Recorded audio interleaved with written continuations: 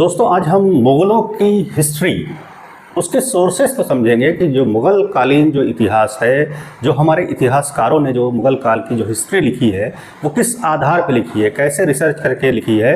जो medieval historian है जिन्होंने मध्यकालीन भारत के इतिहास को जो कवर किया है, उन्होंने जो रिसर्च करके लिखा है उसमें क्या लिखा है, कैसे लिखा है, वो कहाँ से उन्होंने साक्ष्य लिए हैं, किस पर रिसर्च किया है, वो लिखा है।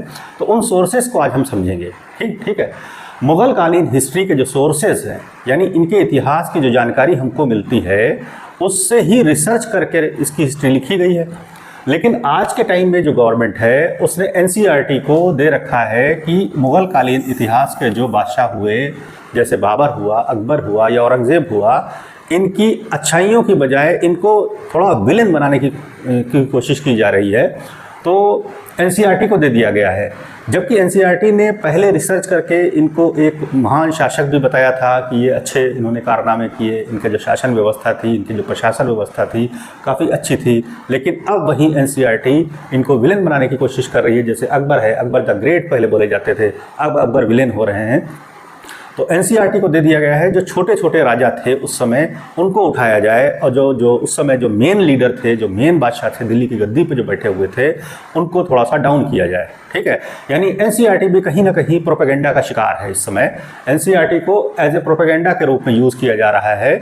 लेकिन जो साक्ष्य हैं जो हमको मिले, उनके इतिहासकारों ने जो पहले जो मध्यकालीन इतिहास जिन्होंने लिखा है, जिन्होंने इस पर रिसर्च की है, वो साक्ष्य कहाँ से मिले, किन किताबों से लिखा है उन्होंने इतिहास को जाना है, तो वो सोर्सेस हम समझेंगे। ठीक है, और हम ये जानेंगे कि किस तरीके से डैमेज कर रही है एनसीईआरटी मेडिवल हिस्ट्री को। ठीक है, तो देखते हैं सोर्सेस क्या हैं। हमको जो इतिहास लिखने के जो सोर्स मिले वो दो टाइप के सोर्स हैं। क्योंकि मध्यकालीन इतिहास बहुत पुराना नहीं है, हमारा बहुत ज़्यादा 500 साल पुराना इतिहास है। मुग़ल काल का जो इतिहास है और वो 200 साल तक चला, यानी 1500 से लेकर 1700 तक के जो इतिहास था, मुग़ल काल का मेन टॉप पीरियड जो था, उसी के बारे में ही लिखा गया है ज़्यादातर। उसके बाद के जो मुग़ल शासक हुए वो तो ऐसे ही हुए, 1947 तक जो भी हुए थे वो सब यूं ही शासक थे, उनका कोई रोल नहीं है बहुत ज़्यादा। 1857 तक जो शासक थे उनका कोई रोल नहीं है बहुत ज़्यादा। तो हमारे 200 साल के जो मध्यकालीन जो मुग़ल काल का जो इतिहास है उसके सोर्सेस क्या हैं, तो आपको बताते हैं हम आपको। इसके दो तरीके के सोर्स है, एक है बुक्स और दूसरा है पुरातात्विक स्रोत। पुरातात्विक स्रोत का मतलब जो उस समय के जो मुग़ल बादशाह थे उन्होंने जो बिल्डिंग या जो मॉन्यूमेंट्स जो बनाए वो पुरातात्विक हैं।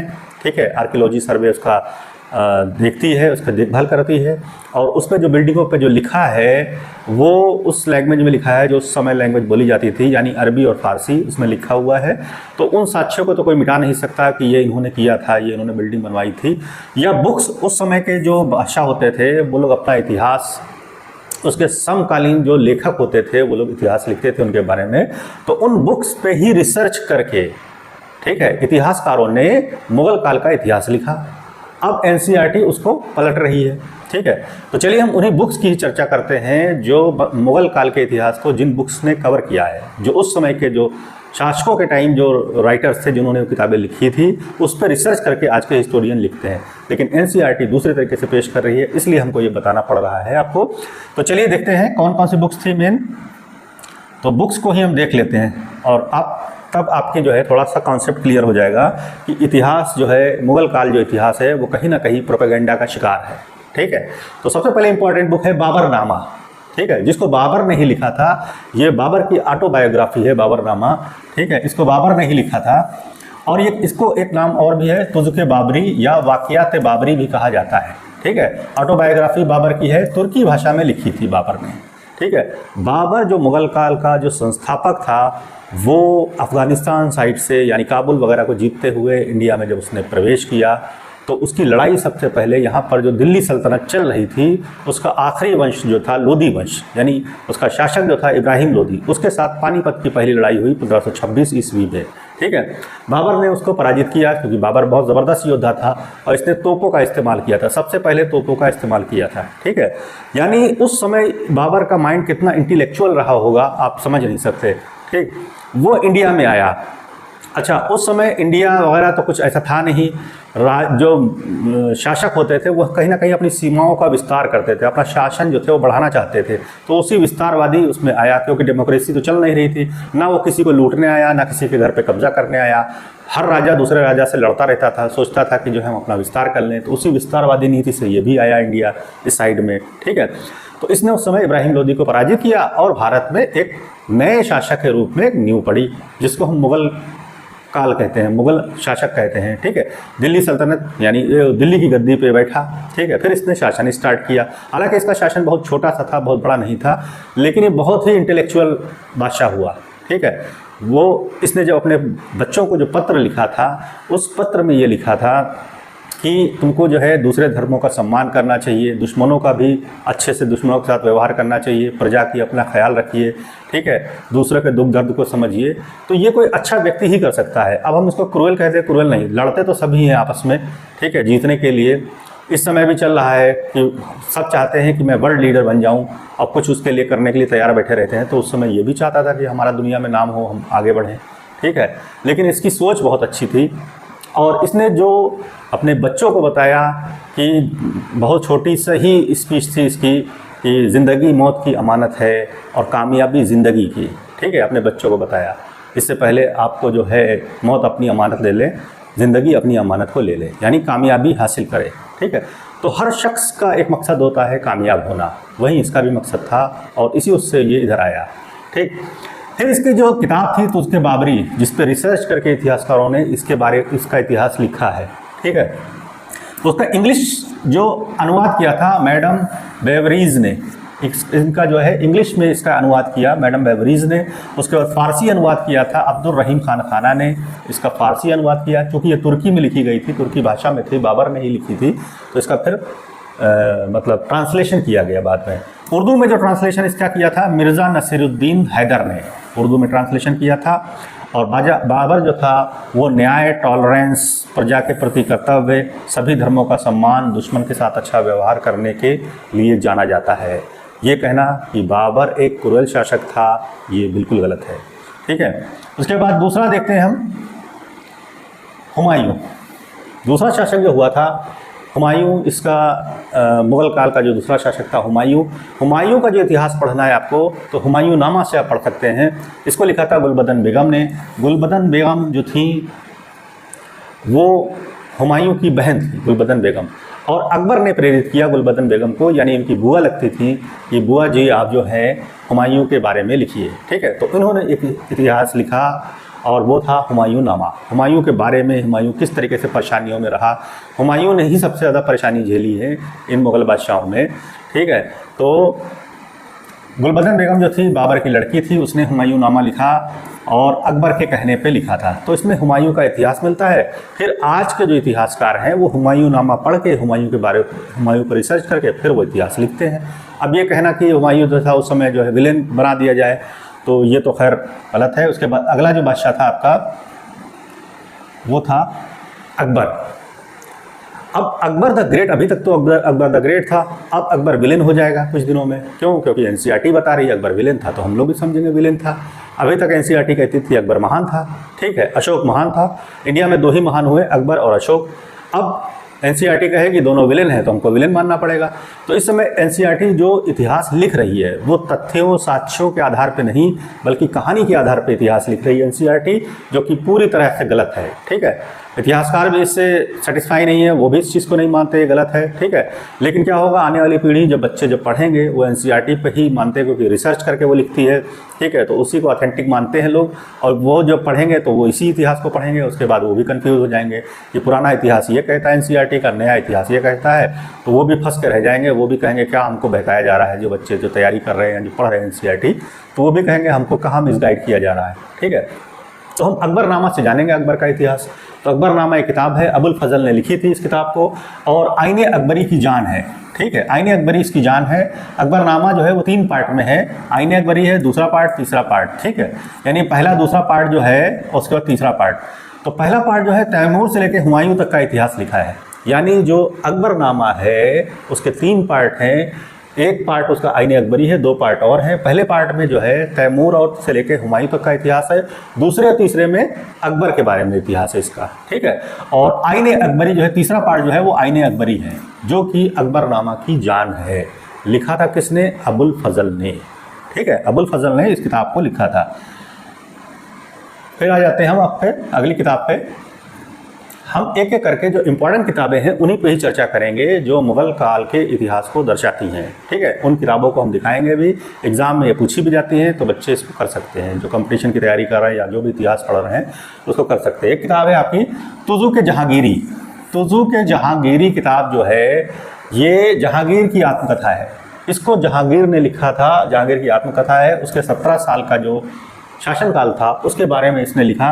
बाद में इसको जो है बख्शी मुतामिद खां ने लिखा, ठीक है। उसके बाद जहांगीर ने के बाद जो है इस किताब को जो पूरा किया था बख्शी मुतामिद खां ने, ठीक है। तुज़ुक जहांगीरी, इसमें जहांगीर का इतिहास मिलता है। जहांगीर को चित्रकारी बहुत पसंद थी, जहांगीर न्यायप्रिय बहुत था। जहांगीर का किस्सा तो आपको पता ही है कि उसका न्याय बहुत फेमस था, और जो इतना न्यायवादी आदमी होगा वो क्रूएल हो ही नहीं सकता, ठीक है। वो हमेशा बैलेंस बना के रखता है प्रजा और राजा के बीच में, ठीक। तो कहना क्रूएल था मुग़ल काल, ऐसा कुछ नहीं था। फिर आ जाते हैं हम अपना नेक्स्ट बुक पे, तुज़ुक शेरशाही। तुज़ुक शेरशाही अब्बास खां सरवानी ने लिखी है। अब्बास खां सरवानी की किताब है ये। उस समय अब्बास खां सरवानी जो थे उन्होंने इस किताब को लिखा है, ठीक है, तारीख़ शेरशाही। और फ़ारसी में लिखा है इस किताब को, अकबर के कहने पे लिखा, ठीक है। और शेरशाह की लाइफ के बारे में इसमें बताया गया। शेरशाह सूरी जो था वो मुग़लों के ख़ानदान से नहीं था, वो अलग था। 5 साल उसका शासन अलग चला, 1540 से लेकर 1545 तक। ये इनके ख़ानदान से नहीं था, ये अलग से था। ये चूँकि इतना ज़बरदस्त योद्धा था कि अकबर ने कहा, खुद कहा कि शेरशाह पे इतिहास लिखो। तब इन्होंने अब्बास खां सरवानी ने इस पर इतिहास लिखा, और किताब का नाम था तुज़ुक शेरशाही। इसी किताब को पढ़ के इतिहासकार जो हैं उसके इतिहास को लिखते हैं, जो रिसर्च करते हैं, ठीक है। उसके बाद नेक्स्ट बुक जो आपकी जो मुग़ल काल के जो इतिहास को लिखती है, मुंतखब उत तवारीख़। मुंतखब उत तवारीख़ जो किताब है वो अब्दुल कादिर बदायूनी, अब्दुल कादिर बदायूनी ने लिखा। ये भी 3 पार्ट में है, ठीक है। पहला पार्ट जो है सुबक्तगीन से लेकर हुमायूं तक के इसमें वर्णन है। पहले पार्ट में सुबक्तगीन से लेकर हुमायूं तक का वर्णन है। उसके बाद अकबर के बारे में इसमें वर्णन है दूसरे पार्ट में, और तीसरे पार्ट में जो है विद्वान और संतों के बारे में इस पर लिखा गया है, ठीक है। मुंतखब उत तवारीख़, अब्दुल कादिर बदायूनी ने लिखा है इस किताब को। नेक्स्ट बुक जो आपकी है मुग़ल काल से रिलेटेड जो है, तारीख़ दिलखशा, ठीक है। इसको भीमसेन ने लिखा है, भीमसेन के द्वारा कृत किताब है। और इसको नुस्ख़ा दिलखुशा भी कहा जाता है, नुस्ख़ा दिलखुशा भी कहा जाता है। मुग़ल काल के समकालीन जो साउथ इंडिया के जो राजा महाराजा थे, जो साउथ इंडिया में शासन चल रहा था, तो उसके इतिहास को पता चलता है इसमें। यानी साउथ इंडियन हिस्ट्री जो है वो इस किताब से पता चलती है। इसका नाम है तारीख़ दरख्शां, ठीक है। इसको भीमसेन ने लिखा है। नेक्स्ट बुक आपकी है द मुंतखब अल लुबाब। मुंतखब अल लुबाब जो किताब है ये खफ़ी खां ने लिखा था। खफ़ी खां जो थे ये बाबर से लेकर के मोहम्मद शाह तक के इसमें इतिहास का वर्णन है। ईरानी शासक था ये, ईरान का था। खफ़ी खां ईरान का था। चूँकि ये औरंगज़ेब के समकालीन था, औरंगज़ेब के समकालीन उच्च पद पर था, तो ये छुप के इतिहास लिखता था, ठीक है। ये हिस्ट्री जो था औरंगज़ेब से छुप के लिखता था, कि मतलब इतिहास लिख रहा था कि जान ना जाए कहीं औरंगज़ेब कुछ देख ना ले, कुछ कहे ना हमको, ठीक है। डर भी था कि कहीं ऐसा ना हो कि मेरे खिलाफ कुछ तो नहीं लिख रहा, कुछ ऐसा तो नहीं कर रहा। तो खफ़ी का कहता है छुप के लिखता था। जब कोई स्टूडेंट भी जब कोई छुप के पढ़ता है, छुप के तैयारी करता है, किसी को बताता नहीं है, तो उसके साथी लोग कहते हैं क्या खफ़ी खां हो रहे हो क्या, जो छुप के तैयारी कर रहे हो, छुप बता नहीं रहे हो कि ये पढ़ा कहाँ से पढ़ा। तो इसने खफ़ी खां ने जो इतिहास लिखा बाबर से लेके मोहम्मद शाह तक की, ठीक है। इसमें औरंगज़ेब के बारे में भी इसने लिखा है, औरंगज़ेब का इतिहास भी इससे पता चलता है हमको, ठीक। नेक्स्ट बुक है द खुलासतु ए तवारीख़। खुलासतु ए तवारीख़ जो है सुजान राय खत्री की किताब है। इसमें महाभारत के पांड्य से लेकर औरंगज़ेब तक का इतिहास मिलता है, ठीक है। तो औरंगज़ेब के इतिहास की जानकारी हमको इससे भी मिलती है, और सुजान राय खत्री की किताब है द खुलासतु ए तवारीख़, ठीक। उसके बाद नेक्स्ट बुक है आपकी अकबरनामा। फिर आपकी आ गई वाक़ियात मुस्ताकी। वाक़ियात मुश्ताकी जो है फ़ारसी में लिखी गई किताब ये है, और ये लिखी थी शेख रिज़्क़ुल्लाह मुश्ताकी। शेख रिज़्क़ुल्लाह मुश्ताकी ने किताब लिखी। लोदी और सूरकाल का इसमें वर्णन है। बहलोल लोदी से लेकर अकबर तक के इतिहास इसमें हमको मिलता है। बहलोल लोदी से लेकर अकबर तक का इतिहास हमको इसमें मिलता है। ठीक है, नेक्स्ट बुक आपकी है द तबक़ात अकबरी। द तबक़ात अकबरी किताब जो है ये ख्वाजा निज़ामुद्दीन अहमद ने लिखी है। ख्वाजा निज़ामुद्दीन अहमद ने ये किताब लिखी है, और इसमें मुस्लिम शासन जो है अकबर, इसके बारे में वर्णन है। 3 पार्ट इस किताब के हैं। ठीक है, इस किताब के भी 3 पार्ट हैं, और मुग़ल हिस्ट्री का एक बहुत बड़ा स्रोत है। ठीक है, निज़ामुद्दीन अहमद ने जो किताब ये लिखी है द तबक़ात अकबरी, ये मुग़ल काल को जानने का एक बहुत बड़ा स्रोत है। बहुत इंपॉर्टेंट बुक है। 3 वॉल्यूम में लिखी गई है, और मुस्लिम शासक अकबर या मुस्लिम शासन के बारे में इन्होंने लिखा है। नेक्स्ट बुक जो है आपकी पातशाहनामा, बहुत इंपॉर्टेंट किताब है, जिससे मुग़लों का इतिहास पता चलता है। मोहम्मद वारिस ने लिखा है इसको, और चूँकि दरबारी इतिहासकार थे, इसमें 3 इतिहास जो थे, 3 दरबारी इतिहासकारों ने इसको लिखा है। शाहजहाँ के टाइम में थे, शाहजहाँ के बारे में भी लिखा है इन्होंने।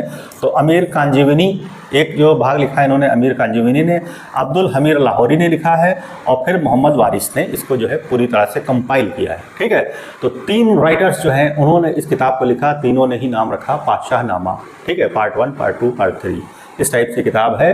तो पातशाहनामा मेन जो बाद में बोला जाता है मोहम्मद वारिस की है। ठीक है, नेक्स्ट बुक जो है आपकी वो है कानून हुमायूं। कानून हुमायूं ये एक किताब है। कानून हुमायूं ये ख्वाजा मीर ने लिखी है। ख्वाजा मीर जो है ये इनकी अंतिम रचना थी, और हुमायूं के समकालीन थे ये। हुमायूं के बारे में इन्होंने वर्णन किया, आंखों देखी घटना इन्होंने लिखी है। हुमायूं की जो आंखों देखी घटना थी वो ख्वाजा मीर ने लिखी है अपनी किताब कानून हुमायूं में।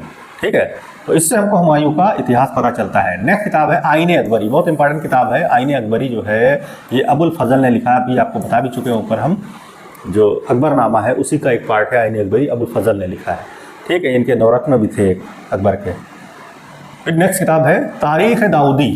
तारीख़ दाऊदी जो है अब्दुल्लाह ने लिखी है, और जहांगीर के शासनकाल के बारे में लिखा है, शेर शाह का शासनकाल लिखा है, इनका विस्तृत वर्णन किया है। यानी अब्दुल्ला ने तारीख़ दाऊदी लिखी है, और जहांगीर और शेर शाह सूरी के इतिहास को इन्होंने बताया है। नेक्स्ट बुक है आपकी तज़किरातुल वाक़ियात। इन्होंने जो है जौहर आफ्ताबची ने किताब लिखी है। तज़किरातुल वाक़ियात जो है जौहर आफ्ताबची ने लिखी है, अकबर के आदेश पर फ़ारसी में लिखी है, और हुमायूं के बारे में इन्होंने लिखा था। जौहर आफ्ताबची ने जो है हुमायूं का इतिहास पूरा लिखा, अकबर के कहने पर लिखा था इन्होंने फ़ारसी लैंग्वेज में। उस समय चूँकि फ़ारसी ही चलती थी तो फ़ारसी लैंग्वेज में ज़्यादा किताब लिखी जाती थी। नेक्स्ट किताब है तारीख़ दौलत शेर शाही। ये किताब भी आपके मुग़ल काल के इतिहास को बताती है। इसको हसन अली खान ने लिखा है, फ़ारसी में लिखा था। इसमें शेर शाह का इतिहास पता चलता है। ठीक है, शेर शाह के बारे में लिखा है। नेक्स्ट बुक है आपकी इकबालनामा। इकबालनामा बुक जो है मुतामिर खान ने लिखी है, इकबालनामा, और तैमूर, बाबर, हुमायूं, अकबर, जहांगीर, इनका इतिहास इसमें मिलता है। ठीक है, नेक्स्ट बुक जो है आपकी, ठीक, तो ये इतनी किताबें हैं आपकी जो कि मुग़लों के इतिहास को बताती हैं। ठीक है, इन्होंने मुग़लों के इतिहास को लिखा है, फ़ारसी लैंग्वेज में ज़्यादा लिखा गया, फिर उसके बाद उसका ट्रांसलेशन किया गया। उस किताब को पढ़ के जो आज के जो इतिहासकार हैं हमारे, वो रिसर्च करके फिर उनके बारे में वो लिखते हैं। तो उनकी रिसर्चेज जो हैं, यानी किताबों यानी साहित्यिक स्रोत से जो जानकारी हमको मिलती है, या उनके जो पुरातात्विक स्रोत हैं उससे जानकारी मिलती है, उसके आधार पर मध्यकालीन जो इतिहासकार हैं वो उसके ऊपर लिखते हैं। जैसे इरफान हबीब टाइप के जो इतिहासकार हैं वो उस पर रचना करते हैं, लिखते हैं, बताते हैं उनके बारे में। और उन्हीं के आधार बना के एनसीईआरटी ने भी लिखा था पहले इस इतिहास को। अब एनसीईआरटी अपने ही इतिहास को पलट रही है, यानी कहीं ना कहीं एनसीईआरटी प्रोपेगेंडा का शिकार हो गई है। उससे क्या होगा, इस देश में कन्फ्यूज़न पैदा होगा कि अब तक के तो आप इसको सही बता रहे थे, अब आप इसको गलत बता रहे हैं। ठीक है, छोटे राजाओं को भी आगे लाइए, जो मेन लीडर था उसको डाउन ना करिए, क्योंकि ऐसा होता है इस देश की जो पहचान है वो यहाँ के प्रधानमंत्री से है, यहाँ के मुख्यमंत्रियों से इस देश की कोई पहचान नहीं, यहाँ के मंत्रियों से पहचान नहीं। जब कोई विदेश से कोई आएगा तो जो इंडिया को जो रिप्रेजेंट करेगा वहाँ का प्राइम मिनिस्टर या वहाँ का प्रेसिडेंट रिप्रेजेंट करेगा, उसी से लोग मिलेंगे, उसी को लोग जानते हैं। छोटे छोटे मंत्रियों से कोई मतलब नहीं होता।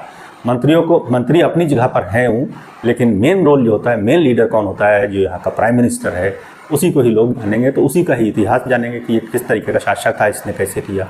तो मेन लीडर कौन था, जो दिल्ली की गद्दी पर बैठता था, और वो मुग़ल बादशाह ही थे, जिसमें 6 ही बादशाह मेन हैं, बाबर, हुमायूं, अकबर, जहांगीर, शाहजहां, औरंगज़ेब। मेन लीडर ये थे।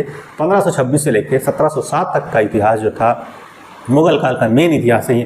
उसके बाद के लीडर तो सब ऐसे ही हुए हैं, ठीक है। एक बहादुर शाह को छोड़ दीजिए, बहादुर शाह जफ़र को छोड़ दीजिए, बाकी सब लपाझंडिस थे, लपड़झंडिस टाइप के सब थे। इतिहास का बादशाह जो हुए लपड़झंडिस टाइप के थे, उनकी तो बात ही करना बेकार है, ठीक है। तो ये आपका इतिहास है। तो हमको लगता है आपको ये वीडियो अच्छा लगेगा, ठीक है। आपको अच्छा लगे तो इसको सब्सक्राइब कर दीजिएगा, हमारे चैनल को सब्सक्राइब कर दीजिएगा, लाइक कर दीजिएगा, शेयर भी कर दीजिएगा इस वीडियो को, ताकि लोग जान जाएँ कि कौन कौन सी मुग़लों को इतिहास के जानने की किताबें हैं। ये एग्ज़ाम में पूछी भी जाती हैं, तो इसी में से आपका सलूशन आपको मिल जाएगा।